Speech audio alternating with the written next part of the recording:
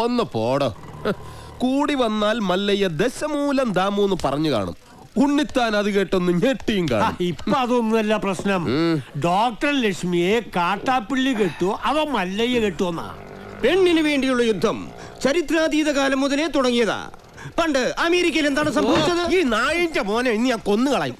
നീ എന്ത് പറഞ്ഞാലും എന്തിനാണ് അമേരിക്ക പോകുന്നത്? ഇവിടെ അത് പോട്ടടാ രാമു.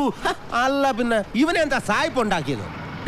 മേലിൽ നീ വായനശാലയിൽ പുസ്തകം വായിച്ചോണ്ടിരുന്ന നിന്റെ കണ്ണി ഞാൻ കുത്തി പൊട്ടിക്കും. ഓ, എന്റെ കയ്യിൽ എസ് മോഡൽ കത്തിയില്ലാതായി പോയി.